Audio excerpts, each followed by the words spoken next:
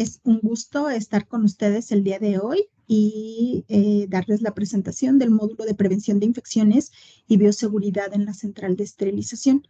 Es un tema sumamente importante considerando que el personal que labora en las centrales de esterilización se encuentra en contacto riesgo de adquirir una infección asociada a la atención a la salud. Los temas que vamos a abordar el día de hoy es una definición de lo que es una infección asociada a la atención a la salud, cómo se comportan estas infecciones a nivel mundial y también en nuestro país, cómo es que se transmiten estas infecciones, cuáles son las medidas de acción para prevenirlas, las recomendaciones y cómo va ligado directamente con la bioseguridad y cuáles son sus principios, cómo debemos utilizar el equipo de protección personal específicamente en las centrales de esterilización y cuáles son los programas que debemos de tener en las instalaciones de la central de esterilización y en los hospitales en sí para prevenir accidentes en los trabajadores de la salud. De acuerdo a la Organización Mundial de la Salud, estas infecciones son aquellas que afectan a un paciente durante el proceso de asistencia en un hospital o en un centro sanitario que no estaban presentes ni en periodo de incubación al momento de su ingreso y que pueden inclusive llegar a manifestarse después del alta del paciente. De acuerdo a la literatura, estas infecciones se pueden presentar días posteriores al alta del paciente. En caso de procesos quirúrgicos, se pueden considerar hasta infecciones asociadas a la atención a la salud hasta 3 meses posteriores al alta del paciente, pero en caso de aquellas cirugías que tengan colocación de implantes, estas infecciones se pueden considerar hasta después de un año, de 365 días, posterior a el alta del paciente de las instituciones de salud. De acuerdo a las estadísticas mundiales registradas por la Organización Mundial de la Salud, los países del alto ingreso pueden tener infecciones en un rango del 12%, en promedio del 12% por cada 100 pacientes egresados. Y en el caso de los países de medianos y bajos ingresos, estas se pueden incrementar desde un 5 punto hasta un 19.1% en promedio por cada 100 pacientes hospitalizados. Más de 1.4 de millones de pacientes adquieren infecciones en Estados Unidos y uno de cada 137 pacientes puede contraer infecciones.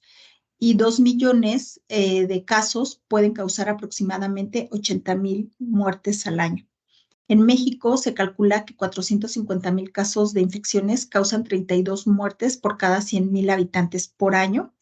Y bueno, pues es evidente que en países en vías de desarrollo la proporción de pacientes afectados puede superar hasta el 25% en el caso de las terapias intensivas y es mucho más alto que en los países desarrollados, obviamente pues por cuestión de presupuestos. En México, en agosto del 2002, la Red de Vigilancia Epidemiológica, que es la que lleva el registro de todas las infecciones asociadas a la atención a la salud, emitió un boletín del comportamiento de estas infecciones a nivel nacional. Aquí es importante destacar que estas son las infecciones registradas por los hospitales que notifican a la red de vigilancia epidemiológica, lo cual lamentablemente no es un dato representativo, no es un dato real, estadísticamente real en México, porque no todos los hospitales registran. Entonces, estos son datos registrados al 2022 por las instituciones que así deciden compartirlo. Y bueno, derivado de este boletín, notifican que la infección asociada a la atención a la salud más frecuente es la neumonía asociada a la ventilación mecánica, seguida por la infección de vías urinarias asociadas a catéteres urinarios. En tercer lugar, la infección del torrente sanguíneo relacionado a catéteres venosos centrales y las bacteremias primarias relacionadas pues también a los accesos vasculares. Y hasta el quinto lugar encontramos la infección incisional profunda relacionada pues con los sitios quirúrgicos. El servicio que más registra infecciones asociadas a la atención a la salud es medicina interna, obviamente pues derivado de pues de que nuestros hospitales generalmente pues, tienen largas estancias en pacientes crónico-degenerativos en estos servicios, y en segundo lugar se encuentra la cirugía general. El germen que más se presenta, que más normalmente se notifica, son aquellas infecciones relacionadas al E. coli. Y bueno, como lo vieron en la clase de microbiología, este es un germen bacteriano que es generado finalmente, que es transmitido a través de las manos. Entonces, bueno, este es un germen que se ha demostrado en la literatura que puede prevenirse con el simple hecho de hacerse higiene de manos. Pero también aquí es muy importante destacar diferentes gérmenes como la Pseudomonas aeruginosa, el Acinetobacter baumannii o el Staphylococcus aureus, que también se encuentran dentro de los 5 primeros lugares de gérmenes, que son gérmenes altamente resistentes, ¿ok? Y que pues tenemos serios problemas para combatirlos porque ya generan mucha resistencia a los antibióticos actualmente. Sabemos que ya tienen más de 30 años que no se crea un antibiótico nuevo, y que la resistencia bacteriana es un problema serio de salud pública, y que se puede prevenir estas infecciones generadas por estos gérmenes, pues a través de las medidas que vamos a ver más adelante. Eh, las repercusiones de las infecciones asociadas a la atención a la salud son muy severas. Es por ello que la Organización Mundial de la Salud ha declarado esto como un problema de salud pública, ya que generan estancias hospitalarias prolongadas en los pacientes, lo cual genera alto costo en las instituciones privadas. Pues obviamente estos costos son absorbidos por los propios pacientes, y en las instituciones de salud pública, bueno, pues son absorbidas por el gobierno. Además, esto genera discapacidad a largo plazo de los pacientes, en muchas ocasiones muertes innecesarias, porque sabemos que esto se puede prevenir, y también se contribuye a la resistencia antimicrobiana que mencioné anteriormente, ¿no? Entonces, realmente es un problema que no solo repercute a nivel de salud, sino repercute a nivel económico, y también repercute a nivel social, porque también muchas veces estos pacientes se encuentran en edad productiva, son pacientes que son fuente de ingreso económico en las familias, que son responsables de familias, y pues obviamente eso afecta a la economía de las personas, ¿no? Entonces, es por eso que se considera un problema serio a nivel de salud pública. Y bueno, es importante que nosotros conozcamos cómo es que se transmiten estas infecciones, obviamente para impedir la transmisión, ¿no? Y bueno, de acuerdo a la literatura, los microorganismos deben de mantenerse vivos, pueden sobrevivir en células vivas, y bueno, el lugar donde habitan se le conoce como un reservorio, y generalmente pues los reservorios somos los propios humanos, los animales, y bueno, incluso las plantas pueden ser reservorio de las enfermedades, ¿no? Debe de existir un portal de salida de este microorganismo para poder pasar a otro ser humano y poder generar una infección. Y este portal de salida generalmente es a través de los sistemas de nuestro organismo, que es el sistema pulmonar, el gastrointestinal, el sistema urinario, el sistema genitourinario, y pues debe de haber un mecanismo de transmisión, es decir, un mecanismo de transporte de estos microorganismos para llegar a otra persona. Y bueno, generalmente estos mecanismos de transmisión son de contacto, por ejemplo, a través de las manos, de gotas, por ejemplo, cuando nosotros hablamos, a través de la vía respiratoria, de estas microgotas que nosotros no podemos ver y que se pulverizan a través de la vía respiratoria, que viajan a través del aire para llegar a otra persona, a través de vehículos como pueden ser objetos inanimados, como por ejemplo las superficies hospitalarias, los celulares, o de vectores. Estos vectores pues generalmente son animales, como pueden ser los mosquitos, pueden ser las ratas, los gatos,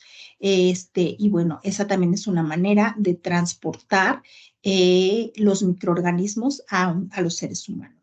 Por ejemplo, el caso de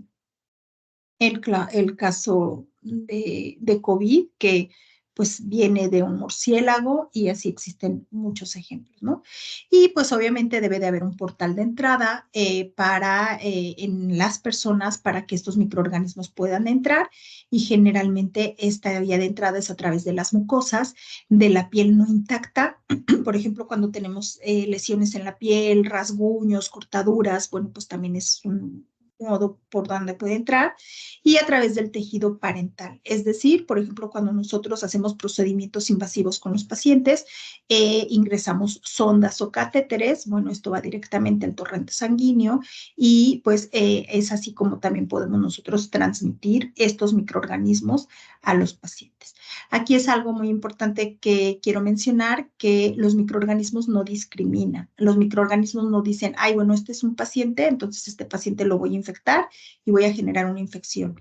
Aquí los microorganismos atacan a cualquier persona, de tal manera que las infecciones asociadas a la atención a la salud no solamente están relacionadas con los pacientes, sino también con el personal de salud. Entonces, estas medidas de prevención no solamente son para los pacientes, sino también para nosotros como profesionales de la salud, porque pues nosotros también podemos ser víctimas de una infección asociada a la atención a la salud e incluso los visitantes, los familiares de los pacientes, el personal que llega de servicios externos a los hospitales, de servicios subrogados.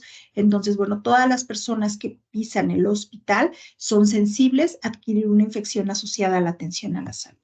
De tal manera que los hospitales trabajan intensamente día a día en protocolos para prevenir estas infecciones, para evitar que se puedan transmitir y disminuir estas tasas tan alarmantes que existen pues actualmente a nivel mundial, ¿no? Y de acuerdo a la literatura y de acuerdo a la Organización Mundial de la Salud, existen tres acciones fundamentales para disminuir el riesgo de transmitir estas infecciones. En primer lugar, se encuentran los programas efectivos de higiene de manos, que en un momentito voy a hablar más de ellos. En segundo lugar, se encuentra la desinfección, limpieza y desinfección de equipos y superficies, porque se ha demostrado en la literatura que los microorganismos pueden sobrevivir sobre las superficies inanimadas desde horas hasta meses, como el caso de los estafilococos, que pueden durar hasta 5 meses en las superficies. Y bueno, como nosotros no los vemos, pues obviamente, pues no sabemos que se tienen que se encuentran estas áreas infectadas, entonces nosotros al tener contacto con esas superficies de alto contacto, como por ejemplo los apagadores de luz, por ejemplo las bombas de infusión, los barandales de las camillas de los pacientes, todos esos lugares que muchas personas tocan muchas veces en el transcurso del día, pueden estar invadidos de estos microorganismos. Entonces el hospital debe tener un programa efectivo de limpieza y desinfección de equipos y superficies. Y bueno, que esto es todavía un tema muy amplio que se podría tocar en una sesión. Con mucho gusto podríamos prepararla para ustedes. Y en tercer lugar, también es muy importante respetar y llevar a cabo las medidas de precaución estándar y por mecanismo de transmisión, de acuerdo, bueno, a los protocolos hospitalarios que están basados en las medidas emitidas por la CDC desde la década de los 80, ¿no? Entonces, aquí, como sabemos, existen diferentes medidas. Las precauciones estándar se deben de aplicar a todos los pacientes y consisten en hacer higiene de manos, utilizar siempre cubrebocas, máscaras y guantes para realizar cualquier procedimiento invasivo hacia un paciente, y ya las medidas específicas de precaución por mecanismos de transmisión, pues son las conocidas como las medidas de contacto, de gotas, de vías respiratorias, y las medidas especiales en el caso de los pacientes con vibrio cólera, ¿no? Entonces, estas son las medidas que se encuentran documentadas. De acuerdo a la Organización Mundial de la Salud, cuando los hospitales trabajan y llevan protocolos de programas de prevención de control de infecciones a través de paquetes de acción, que es lo que se conoce aquí en México y que por ley los hospitales están obligados a implementar, bueno, estas infecciones reducen hasta en un 30%. Cuando se adicionan programas efectivos de vigilancia epidemiológica, estas infecciones pueden disminuir del 25 al 57%. Pero en la literatura internacional se ha demostrado que cuando existe un programa efectivo de higiene de manos, por sí solo el programa de higiene de manos puede disminuir la incidencia de estas infecciones hasta en un 50%. Esto representa un gran reto para todas las instituciones de salud. Yo no conozco ningún hospital que no trabaje día a día en programas de higiene de manos y que no capacite. Sin embargo, de acuerdo a la literatura y en los últimos estudios que hizo la Organización Mundial de la Salud, actualmente el 61% de los trabajadores siguen sin realizar la higiene de manos en el momento oportuno. Esta situación es multifactorial, se ha estudiado demasiado y se han encontrado muchos factores que intervienen para que el personal de la salud no haga higiene de manos en ese momento.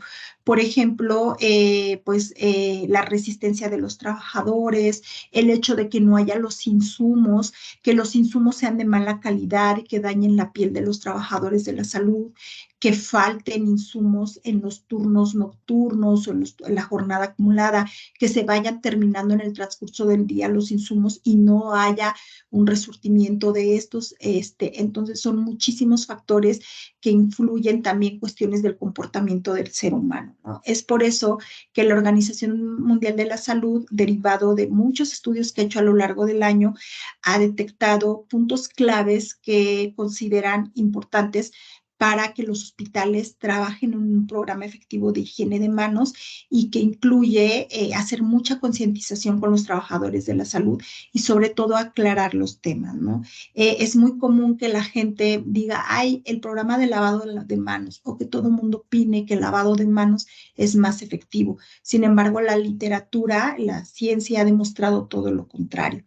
Higiene de manos es un término genérico que se refiere a cualquier medida adoptada para la limpieza de las manos con el objetivo de reducir o inhibir el crecimiento de microorganismos y obviamente interrumpir la cadena de transmisión de estos microorganismos de una persona a otra o de una persona hacia un objeto o las superficies, ¿ok? Es así como nosotros vamos a reducir la carga microbiana que tenemos en las manos y pues obviamente vamos a impedir la transmisión. Sí, y esta higiene de manos tiene dos técnicas. La primera es el lavado de manos con agua y con jabón, y esta se debe de realizar en momentos muy específicos. Cuando las manos están visiblemente sucias, después de usar el servicio sanitario, cuando tenemos contacto o riesgo de contacto con fluidos corporales y después de estar en contacto con pacientes con infección o con sospecha de infección de productoras de esporas como el Clostridium difficile, ¿no? Entonces, en estos casos exclusivamente nos tenemos que hacer lavado de manos con agua y con jabón. Pero para todo lo demás debemos de utilizar la fricción de manos con solución de base de alcohol. Existe mucha resistencia del personal y existe todavía la creencia que es mucho más efectivo lavarse las manos con agua y con jabón y que la solución a base de alcohol. Sin embargo, esto se ha demostrado que el agua y el jabón solamente disminuye la carga microbiana a través de dos mecanismos. El primero, a través de la fricción que hacemos con la solución jabonosa, y el segundo mecanismo es a través del arrastre de los microorganismos con pues, el chorro del agua. Sin embargo, la solución a base de alcohol funciona como un bactericida, es decir, elimina, mata los microorganismos. De tal manera que pues, la solución a base de alcohol es mucho más efectiva.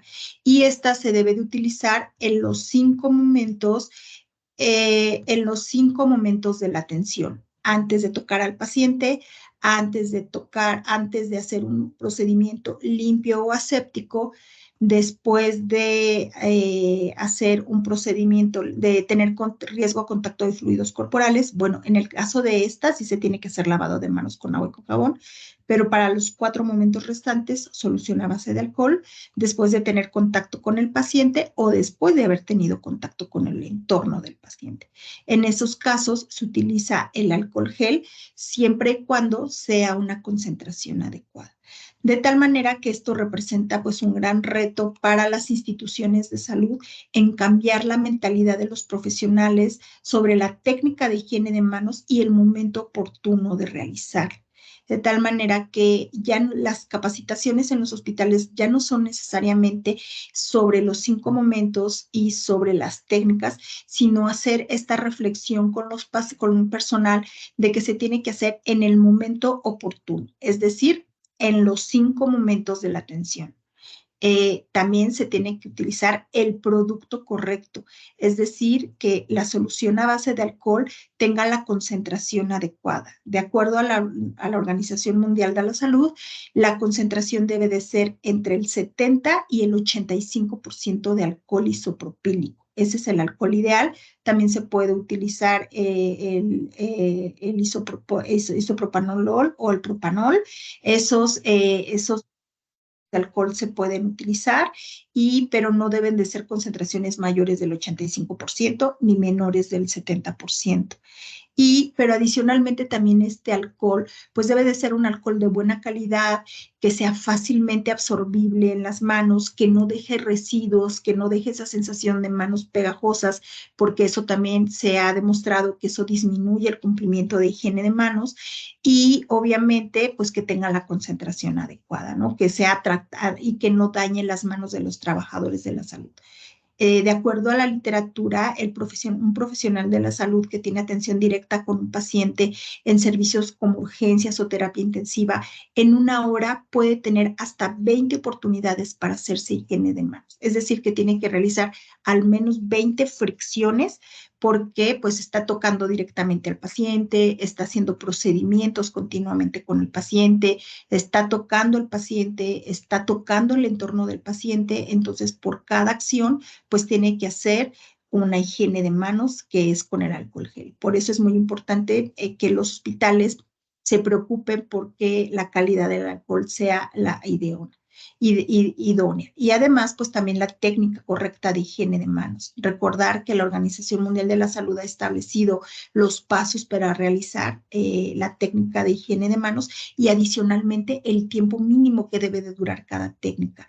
En el caso de lavado de manos con agua y con jabón, la técnica debe de durar al menos de 40 a 60 segundos y en el caso de la desinfección con solución a base de alcohol, debe de ser de 20 a 30 segundos. Entonces, de nada sirve que yo solamente me moje las manos, me friccione unos 15 segundos y ya concluya mi técnica, ¿no? Entonces, estos 3 factores influyen para que la higiene de manos sea la correcta.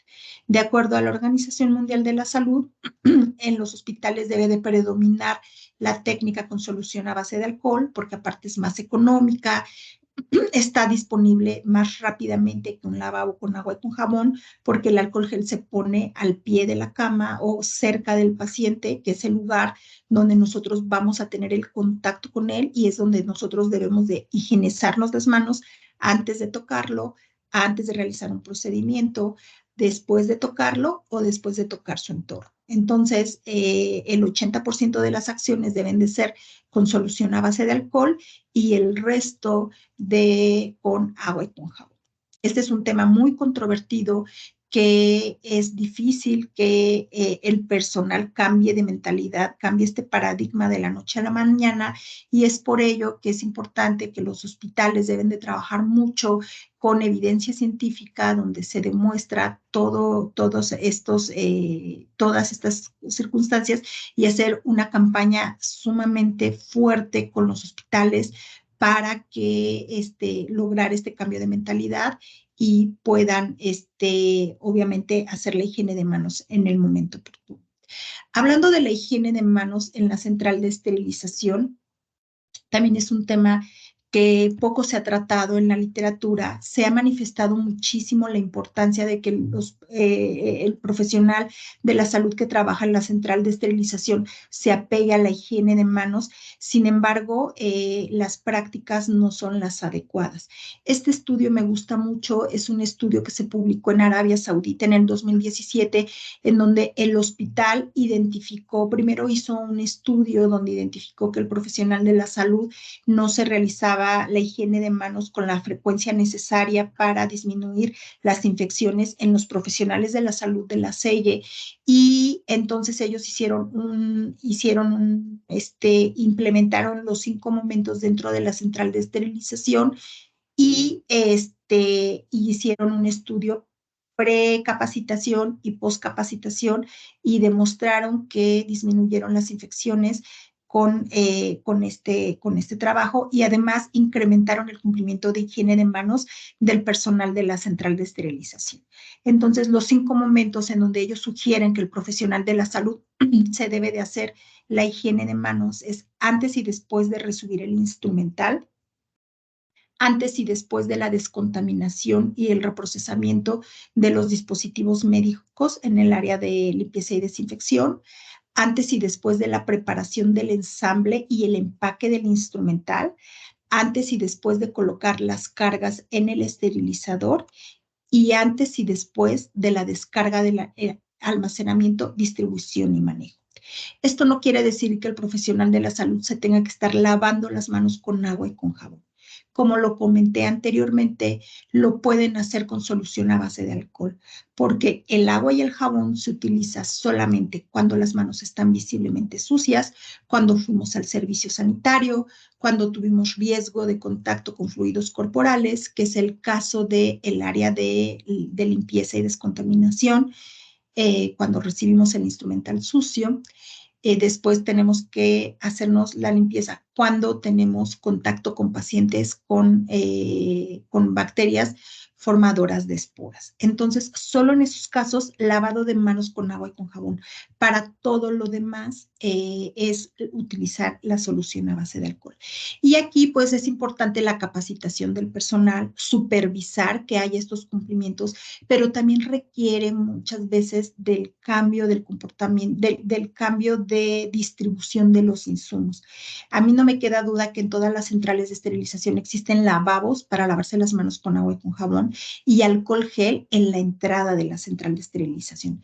Sin embargo, considerando que el personal se tiene que hacer higiene de manos, por ejemplo, antes de preparar el instrumental, antes de empaquetarlo, antes de descargar el autoclave, antes de tocar el paquete estéril para distribuirlo, entonces lo más conveniente es que la solución a base de alcohol esté cerca de estos puntos. Por ejemplo, en las mesas de trabajo donde ellos van a empaquetar, por ejemplo, en las ventanillas, para que tanto el personal que entrega el material estéril como el personal que recibe el material estéril, pues haga higiene de manos. Entonces, en estos lugares es conveniente que se coloque la solución a base de alcohol, es decir, que haya diferentes puntos donde el personal tenga acceso a este insumo para poder realizar la higiene de manos. Y pues, por supuesto, hacer una medición, estar midiendo el cumplimiento, tener estadísticas de estos para que veamos cómo poco a poco va incrementando el cumplimiento, y en consecuencia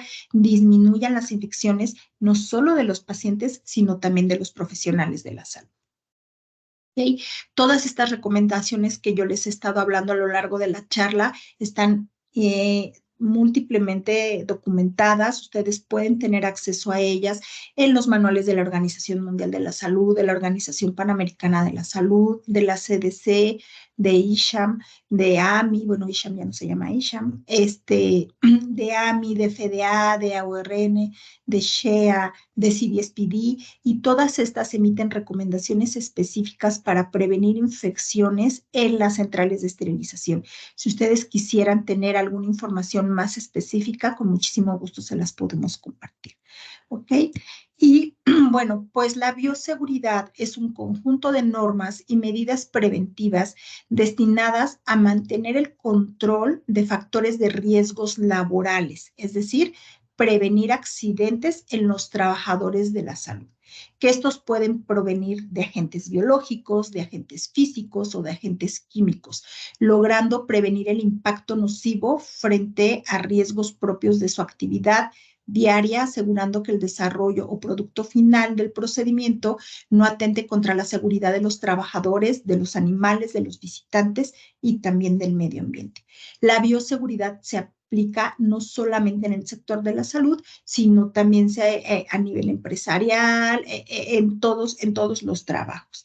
Sin embargo, existe una rama de la bioseguridad que es específicamente para el entorno hospitalario, que es la bioseguridad hospitalaria, y esta se realiza a través de medidas científicas organizativas, es decir, que los hospitales deben de tener un programa muy bien organizado, difundido y llevado a la práctica sobre medidas de precaución para contener estos accidentes por agentes infecciosos y agentes químicos, agentes físicos, para disminuir el riesgo de accidentes laborales, de riesgos laborales para el personal de la salud, también para los pacientes, para los familiares, para el público en general, para la disposición del material de desecho, para el medio ambiente, sobre todo cuando se trata de agentes infecciosos. ¿Okay?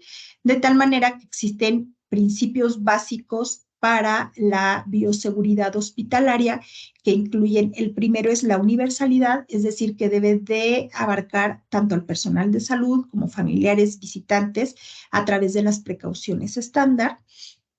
El uso de barreras que evitan la exposición directa con fluidos corporales como la sangre y a los microorganismos potencialmente infecciosos, como es el uso de cubrebocas, el uso de guantes, el uso de batas, en fin.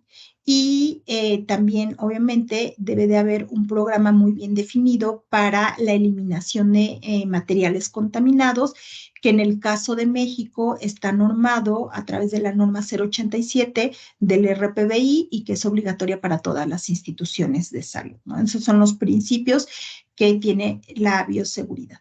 De tal manera que los riesgos laborales pues están clasificados.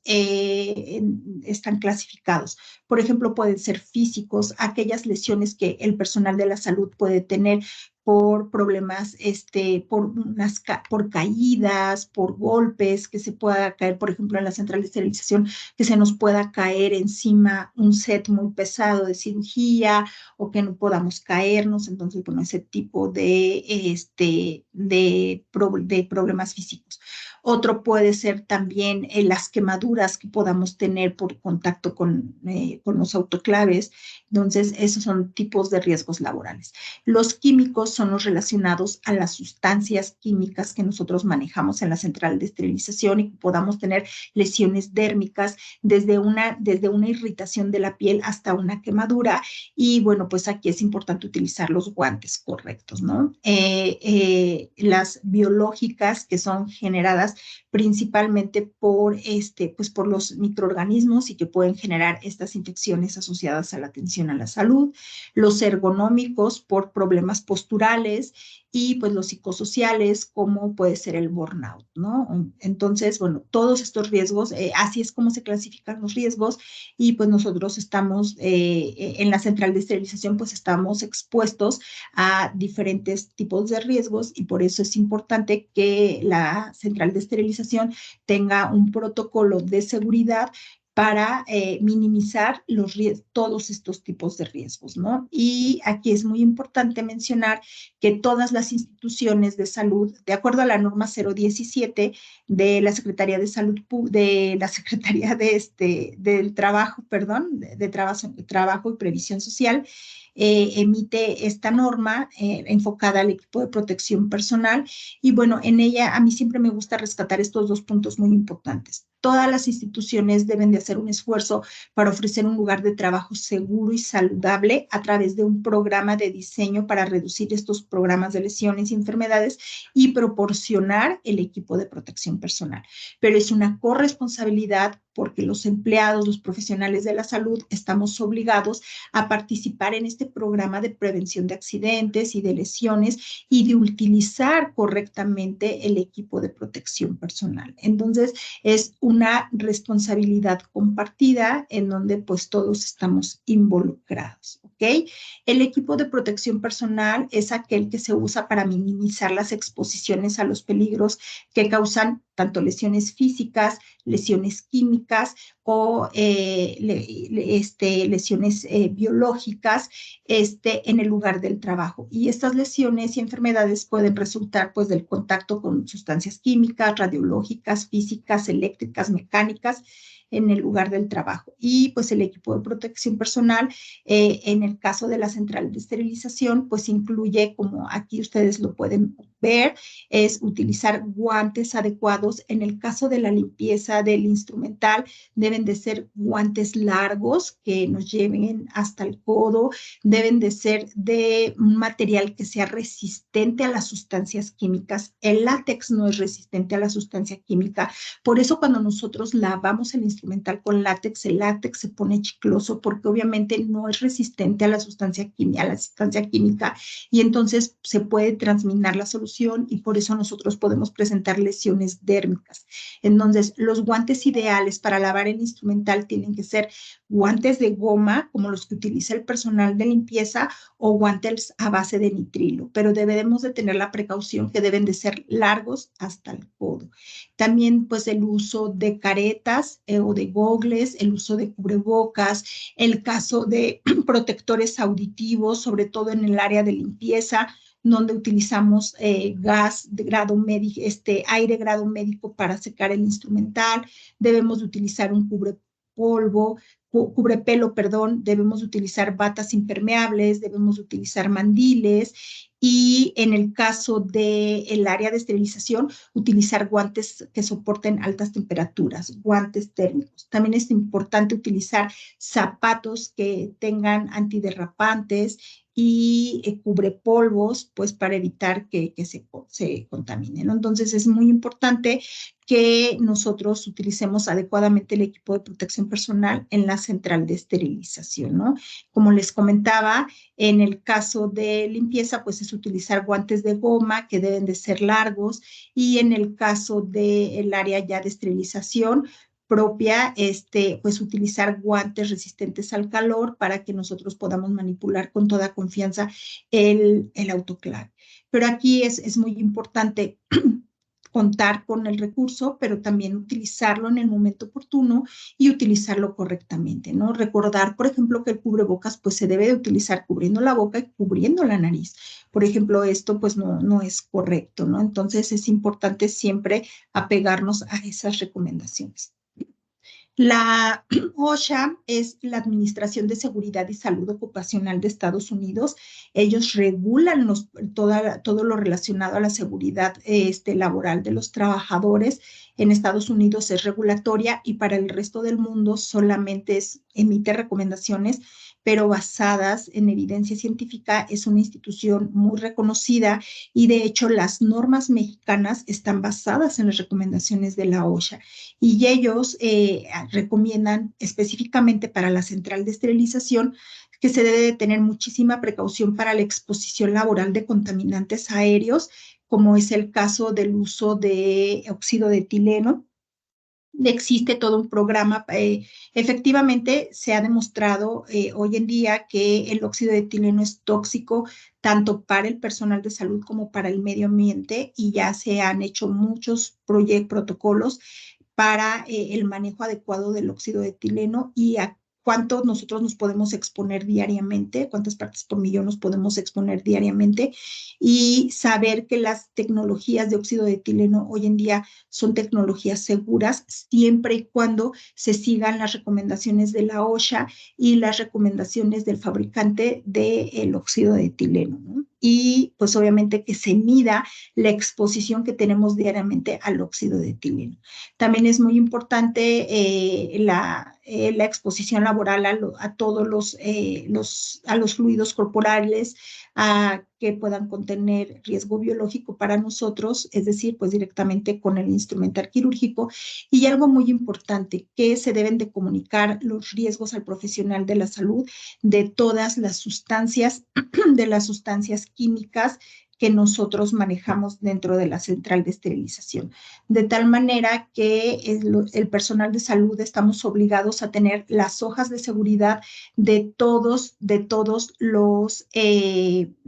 las sustancias químicas que manejamos en la selle, en donde la hoja de seguridad nos va a informar qué material, que nos va a identificar el material que es, la sustancia, las características físicas y químicas, cuáles son los tipos de riesgo que tenemos, por ejemplo, si son riesgos para la salud, riesgos de inflamabilidad o riesgos del medio ambiente, los datos de riesgo de reactividad, las medidas de control y cómo podemos prevenir esta exposición y los procedimientos de manejo seguro que tenemos que hacer en caso de derrame o de fuga. ¿Okay? Y bueno, aquí de acuerdo a la OSHA, todo el profesional de la salud debe de tener al alcance de la mano estas hojas de seguridad de todos los químicos y sustancias que utilicemos en la selle. Debemos de tener un catálogo, pero no los debemos de tener bajo llave, sino este debe de estar disponible para que todo el profesional de la salud sepa qué tiene que hacer. No pueden estar guardados bajo llave y en caso de que no las tienen, ustedes tienen que solicitar estas hojas de seguridad al fabricante, a la persona que les da esta información y por ley están obligados a proporcionárselas. Y bueno, en caso de que no sepan dónde están, pues nosotros somos los responsables de buscarlas, ¿no? De solicitarlos a nuestros jefes y nuestros jefes pues están obligados a proporcionárnoslas por ley, ¿no?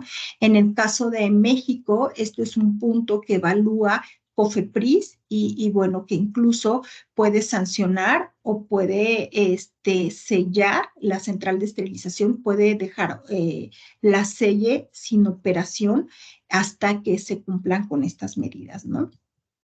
Aquí es muy importante que actualmente ya todos los fabricantes y todos los hospitales nos debemos de alinear a la norma oficial mexicana número 018 que habla sobre el sistema armonizado para identificar y comunicar los riesgos y peligros que tenemos al contacto con sustancias químicas. Esto es muy fácil de identificar. Ustedes pueden verificar en todos sus detergentes, en sus desinfectantes, en el cloro, en el alcohol, en todas las sustancias químicas que manejen dentro de la selle y deben de tener estos rombos de seguridad que pertenecen al sistema armonizado y que notifican peligros, notifican riesgos para la salud, riesgos para el medio ambiente, riesgos físicos y que pues deben de estar etiquetados con estos pictogramas. A estos rombos se les llaman pictogramas con palabras de advertencia, con frases de peligro o con frases de prudencia y prevención que generalmente están manejadas con con la letra P.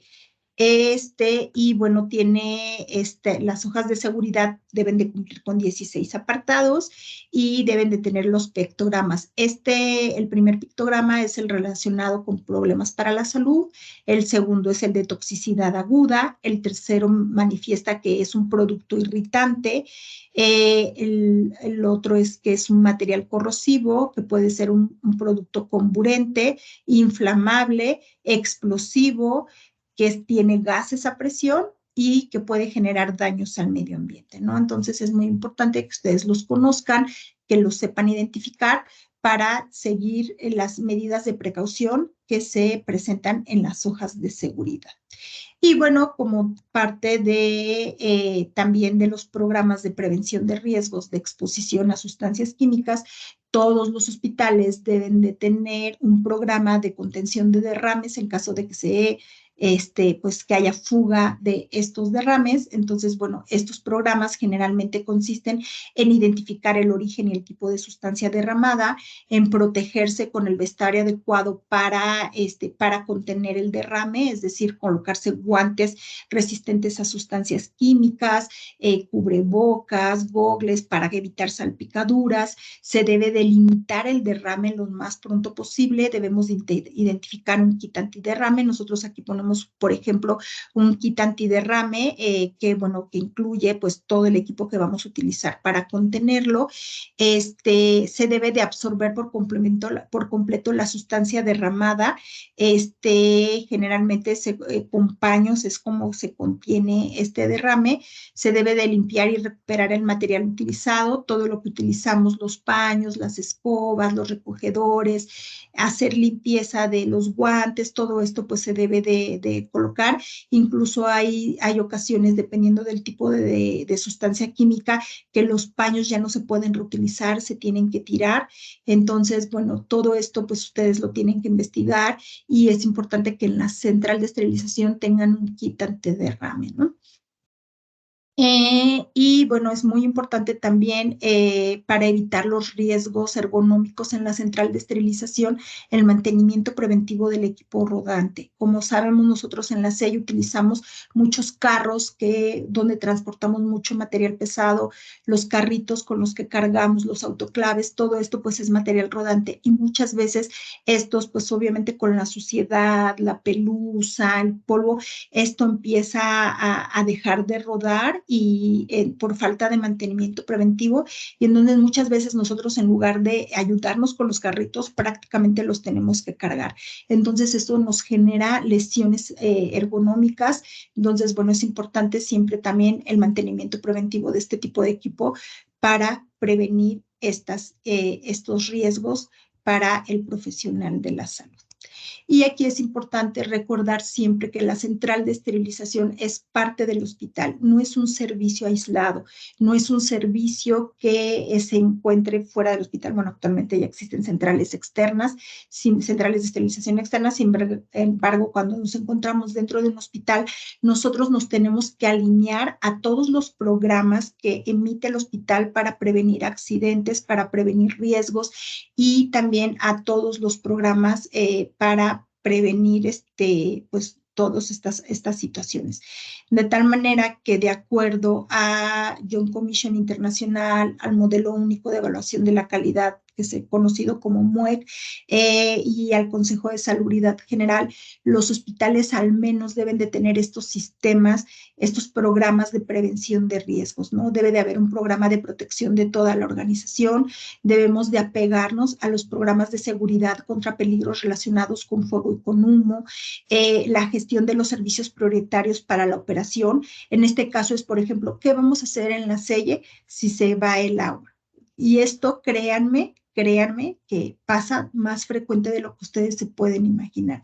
Entonces, ¿qué va a hacer la central de esterilización en caso de que se acabe el agua, en caso de que se descomponga el generador de vapor, que son pues los insumos prioritarios para que la selle funcione, ¿no? Entonces, deben de tener ustedes un plan desarrollado para saber qué van a hacer en caso de que falte el agua, en caso de que se dañe el generador de vapor, en el caso de los autoclaves de vapor, qué va a pasar en caso de que nos falten los suministros de aire para abrir y cerrar las puertas de las lavadoras, de los autoclaves. ¿Qué es lo que van a hacer? Entonces es muy importante que tengan un programa de esta naturaleza. También un programa de materiales y sustancias y residuos peligrosos.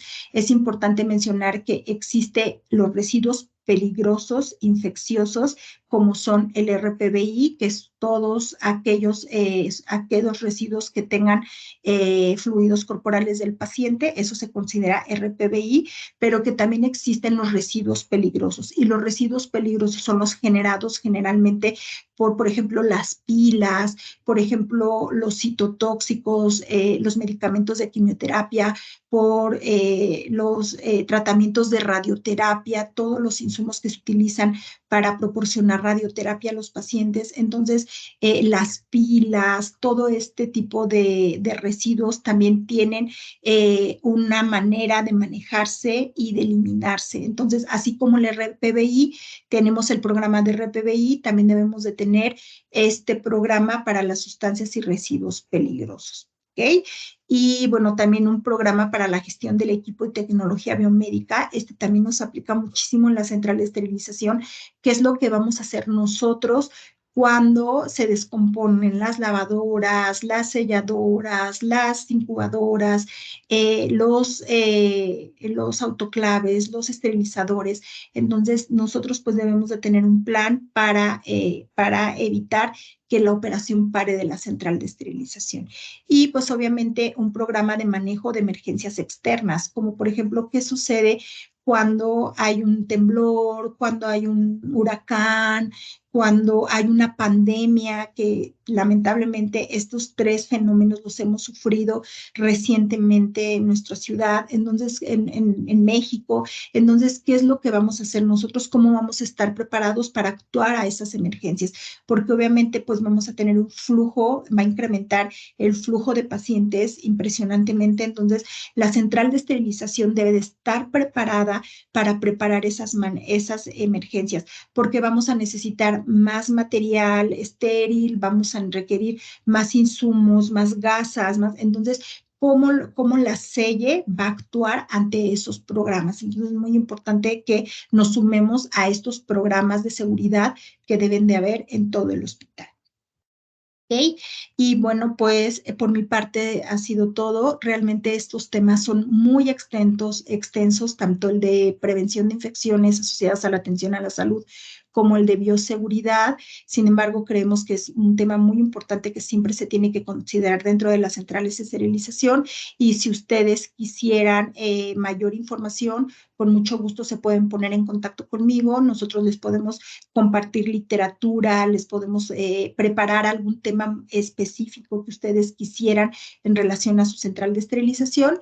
Y bueno, me pueden contactar a través de mi teléfono, a través de mi correo electrónico, y bueno, también pueden contactar a todo el equipo de especialistas clínicos de Esteris. Todos somos un equipo multidisciplinario integrado por ingeniería biomédica, que es la ingeniera Norma Angélica Alvarado, Alvarado, el químico Juan Carlos Loredo Reina, y bueno, la maestra en enfermería Alma Reyes. Todos en cualquier momento nosotros los podemos atender. Estos somos los datos de todos y pues estamos a sus órdenes.